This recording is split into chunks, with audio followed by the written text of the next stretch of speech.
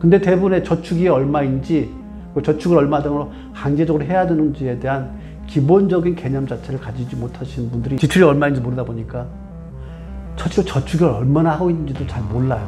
많은 변화를 만들 때 의외로 큰 것들이 작동할 거라고 생각하는데 절대로 아니에요. 뭔가를 이루어내지 못한다고 판단되면 단돈 10원도 부모한테도 받기 어려운 게 세상이에요. 과거에 내가 어떻게 살아왔고 현재 내가 어느 위치에 서 있는가를 갖다가 파악해서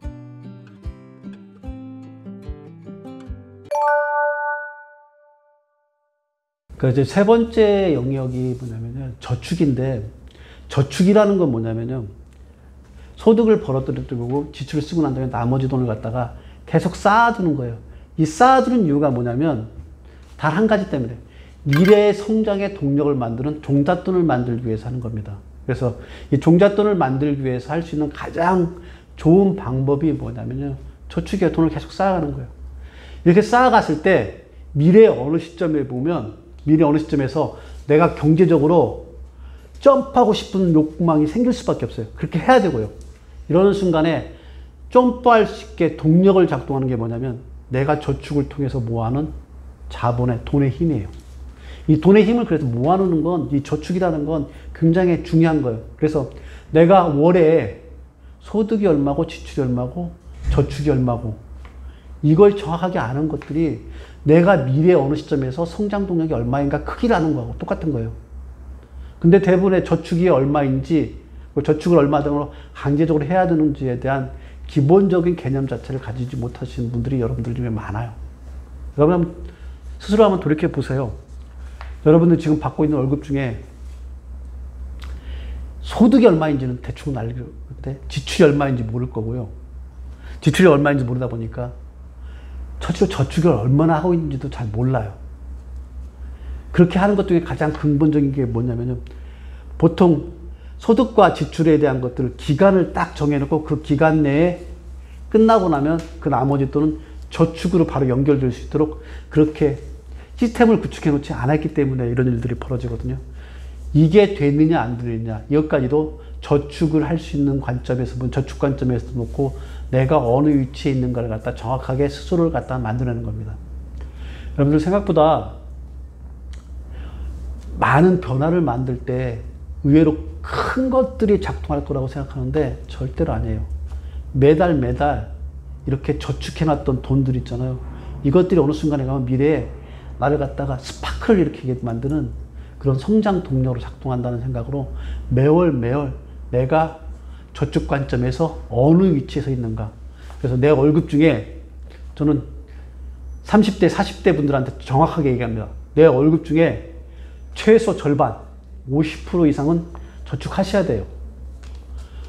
그렇게 안 돼 있는 지출 관리를 하고 있다 그러면 여러분 지출 관리 잘못하고 있는 거예요. 욕망을 갖다가 잘못 통제하고 있는 거예요. 그래서 저축률이 50% 이상이 될 수 있도록 내가 하고 있느냐 안 하고 있느냐를 갖다가 30대, 40대 월급쟁이들은 꼭 보세요. 그게 기본값입니다. 그 기본값을 내가 가지고 있지 못하다 그러면 다시 다 점검해야 돼요. 내 스스로를. 그래서 그게 바로 기본값이 척도가 되는 거고, 그 척도의 기준을 맞춰서 다시 앞에 있는 값들을 갖다가 다 재조정할 수 있게 해야 됩니다. 이렇게 해서 내가 어느 위치에 서 있는가를 갖다가 다시 되짚어 볼 수 있는 게 바로 저축률이에요. 그래서 저축의 관점에서 내가 어느 위치에 있는지 꼭 챙겨보셔야 된다, 이 얘기도 또한 강조해드리고 싶습니다.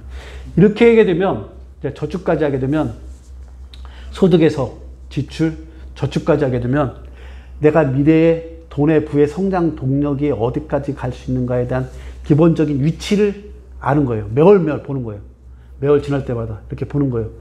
이렇게 해서 쭉 가다 보면은, 그 다음에 마지막 이제 네 번째 단계가 여러분들이 눈에 보이기 뭐냐면 신용이라는 대출이에요. 사회적으로 보면 실제로 부모 자식 간에도 그런데 내가 뭔가를 해줄 수 없을, 뭔가를 이루어내지 못한다고 판단되면 단돈 10원도 부모한테도 받기 어려운 게 세상이에요. 근데 이 사회에서 남한테 받을 수 있을까요? 내가 사회적으로 신용의 척도, 신용이 어느 정도인가를 갖다가 알려고 그러면 뭘 하면 되냐면요, 돈을 빌려보면 알아요. 돈을 딱 빌려보면 내가 사회적으로 어느 정도 위치 있는지 알아요. 경제적으로. 그러니까 사회 경제적 신용의 관점에서 내가 어느 위치에 있는지 돈을 빌리러 가면 다 알아요. 돈을 빌리러 가면 딱 표 있어요. 내 신용이 A, A-B, B-C-C. 그래서 제1금융권에서 내가 돈 진짜 100원 하나도 못 빌릴 사람이 있을 거고, 제2금융권, 그게 안 되면 이제 제3금융권에서 진짜로 달러빚을 얻어가지고 쓸 수밖에 없는, 달러빚을 얻는다는 얘기는 거의 미래를 갖다가, 미래의 모든 송두리째 내가 성장할 수 있는 자원들을 갖다가 다 끄집어 오는 거하고 똑같은 거예요. 이런 식으로 내가 사회적으로 신용도가 얼마이냐가 굉장히 중요합니다. 신용도에 의해서 어떤 일이 벌어지냐면, 신용도가 좋은 사람들은 금리도, 대출금리도 낮고요. 금액도 크게 많이 빌릴 수 있어요. 그래서 여러분들이 가지고 있는 사회적 신용도의 크기가 어느 정도 있냐에 의해서 얼마만큼 큰 금액의 대출을 빌릴 수 있느냐.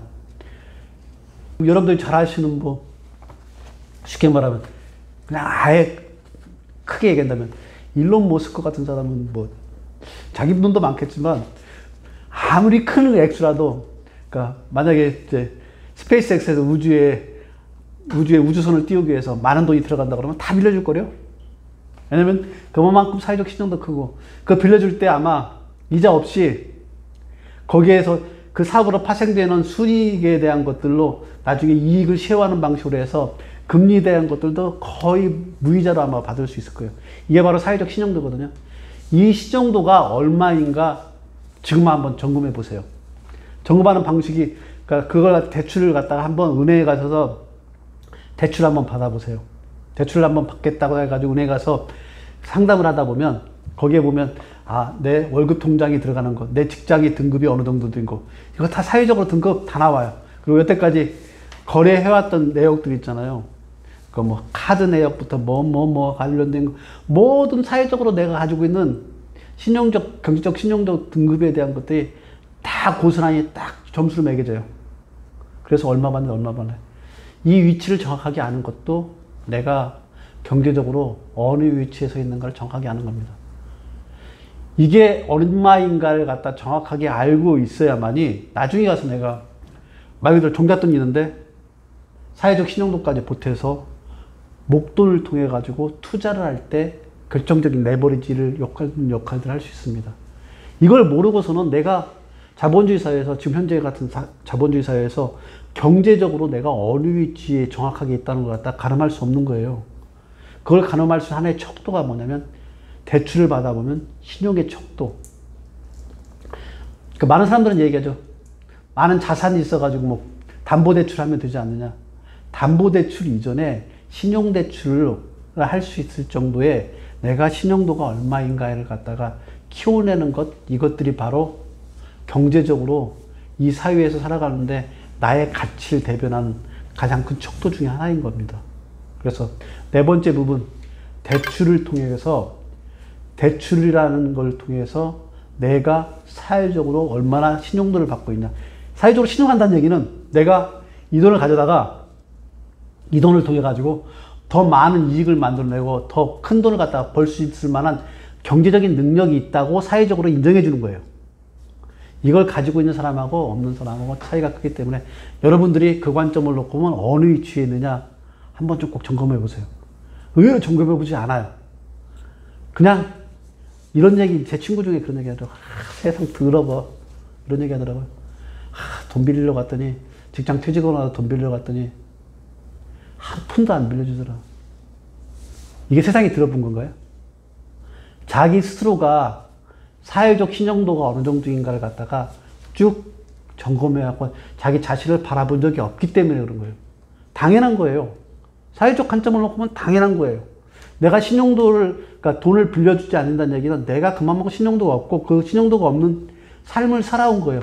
과거에 대한 궤적들이 그대로 보여주는 거예요. 그래서 지금 현재 내가 어느 정도의 사회적 신용도를 가지고 있는가를 스스로 점검하는 부분들 굉장히 중요한 부분입니다. 그래서 제가 네 번째, 그러니까 첫 번째 소득, 두 번째 지출, 세 번째 저축, 네 번째 신용도, 이것까지 해서 경제적 관점에 네 번째 부분까지 얘기를 드렸고요. 마지막 부분은 이제 투자입니다. 투자는 뭐냐면 돈으로 돈을 버는 거거든요. 이 돈으로 돈을 버는 건데 내가 과연 그러면 지금 돈으로 돈을 버는 투자의 관점에서 어느 위치에 있느냐. 여러분들 한번 딱 객관적으로 한번 봐보십시오. 여러분들이 지금 내가 어디에 투자했는가를 갖다 점검해 보면 40살인 주변에 있는 사람들 중에 보니까 딱 이렇게 더라고요. 서울 시내에 월세를 살면서 월세를 가지고 그 중에 한 3,4천만 원 주식에 투자해 놓고 있고 나머지 하나도 없이 그날 소득 가지고 쓰면서 생활하고 있다. 이게 투자가 어떻게 된 건가요? 미래에 대한 투자가 하나도 이루어지는 게 아닌 거거든요. 그러니까 미래에 대한 투자가 이루어진다는 얘기는 내가 지금 받고 있는 월급들을 아까 말한 저축과 그렇지 않으면 신용대출 레버리지를 이용해서 자산으로의 전환, 불변자산을 전환을 몇 프로를 이뤄내고 있는가, 그게 어느 정도인가. 그래서 자산 상태가 어느 정도까지 올라왔는가를 갖다 이해하고 있어야 됩니다. 그래서 제가 이제 저를 기준으로 보면 제가 40대 초반이 됐을 때 그때 제가 가지고 있는 월급들을 갖다 다 모아가지고 저 같은 경우에는 제가 제일 잘할 수 있다고 생각했던 것들이 이제 부동산이었기 때문에 아파트 재건축 쪽에 내 자산에다가 돌려놓은 거예요. 내가 받은 월급들이 지출하고 저축하고 대출까지 포함해가지고 그것들이 자연스럽게 자산으로 해서 불변자산인 아파트 쪽에 저는 재건축 아파트 쪽에 전환시켜놨고요. 이거 외에 다른 사람들은 다른 방식으로 자꾸 그 자산을 갖다 전환시키는 이런 투자들을 이루어졌을 때 비로소 여러분은 현재 위치에서 내가 가지고 있는 자산 정도를 갖다가 바꿔놓았다. 그래서 자산으로 바꿔놓았기 때문에 미래에 대한 투자가 형성됐다. 그래서 투자라는 건 미래에 내 자산의 크기를 클 수 있는 정도를 갖다 보여주는 거기 때문에 그래서 현재 과거 시점부터 미래 시점까지 소득, 지출, 저축, 대출, 투자라는 이런 관점으로 나를 갖다 바라보게 되면 미래 10년 후, 20년 후에 내가 어떤 모습으로 경제 위치에 서 있을까를 갖다 정확하게 나를 파악할 수 있습니다. 이렇게 나를 파악해야만이 내가 현재 경제적으로 어떻게 살아가고 있고 미래는 어떤 모습으로 보여주는가를 갖다가 정확하게 이해하고 있는 겁니다. 경제적 관점에서 자기 자신을 정확하게 이해하는 거예요. 이걸 이해하지 못하면 여러분은 한 발짝도 앞으로 나가지 못해요. 세상에 가장 무서운 게 뭔지 아세요? 미래에 대한 불확실성이에요. 이 미래의 불확실성을 해결할 수 있는 가장 좋은 방법은 뭐냐면 과거에 내가 어떻게 살아왔고 현재 내가 어느 위치에 서 있는가를 갖다가 파악해서 과거, 현재 연결돼서도 미래가 어떤 모습으로 나한테 다가올 것 같고 그래서 미래의 변동폭들을 내가 얼마나 감당할 수 있느냐를 갖다가 스스로를 갖다가 정확하게 파악해내는 거 이게 바로 경제적으로 내 자신을 아는 가장 중요한 척도라서 이 5가지 부분에 대한 얘기를 했습니다. 그러면 한번 정리해 볼까요? 첫 번째는 소득의 관점에서 내가 연봉이 얼마인가를 통해서 내가 이 사회적 가치를 어느 정도 위치에 있는가를 알아야 되고요. 내 지출을 하고 있는 내역들을 통해서 내 욕망이 어디로 흘러가고 있는가를 정확하게 위치를 파악해야 되고요. 그 욕망을 파악된 걸 갖다가 빼고 난 저축을 통해 가지고 내가 어느 시점에 갔을 때 미래에 성장할 수 있는 동력의 크기를 얼마만큼 계속 저축을 통해서 가져가고 있는가를 파악하는 거고요. 그렇게 계속 해오다 보면 나중에 내가 사회적으로 어느 정도의 신용에 위치했기 때문에 신용의 크기를 갖다 해서 레버리지를 거기다 보탤 수 있는가를 판단할 수 있고요. 그렇게 계속 전환되어졌던 불변자산으로 전환되어졌던 방법, 자산을 가지고 있다면 이 자산은 여러분들을 부의 크기를 갖다 극대화시켜서 미래의 부를 갖다가 여러분들한테 제공해 줄 겁니다. 지금 이 얘기는 사업하시는 분들과 이미 자산가이신 분들한테 해당되는 얘기가 아니라 여러분들처럼 월급쟁이로 근로소득을 통해서 미래에 내 노년 이후에 부를 어떻게 쌓을 건가를 고민하고 있는 월급쟁이들한테 꼭 필요한 얘기라서 말씀드린 겁니다. 이미 사업을 통해 가지고 이런 게임의 룰이 적용되지 않는 새로운 게임의 룰에 적용이 가고 있는 사람분들이나 아니면은 이미 부모로부터 유산을 받아가지고 자산의 크기가 커서 굳이 이런 고민 안 하고 살아가도 충분할 정도의 자산을 가지고 있는 분들은 고민할 필요 없어요. 그게 아닌데 월급쟁이로 살아가면서 내 스스로 자수성가해야 될 분들이라 그러면 지금 내가 얘기해준 5가지 관점에서 여러분들이 어느 위치에 서 있는가는 분명히 알고 있어야 됩니다. 다시 한번 강조합니다. 소득, 지출, 저축, 대출, 투자의 관점에서 여러분들이 어느 위치에 서 있는지 꼭 확인하세요. 언제요? 지금 당장 하세요. 뒤로 미루지 마시고요. 지금 당장 한번 되짚어 보세요. 그거 어렵지 않아요. 여러분들이 안 보려고 하기 때문에 그렇습니다. 그걸 되짚어 보고 나면 제가 이 다음에 해드리고 싶은 얘기들이 있어요. 그러니까 이걸 내 위치를 파악하고 난 이후에 내가 안에 가지고 있는 경제적 감각 이걸 갖다가 어떻게 깨울지 이런 얘기들이 이 기본 바탕 위에서 해드려야 될 얘기예요. 이게 안 되면 내가 지금 이 다음에 해드린 얘기들 여러분 귀에 하나도 안 들어옵니다. 그래서 이 5가지를 다시 한번 꼭 짚어보세요.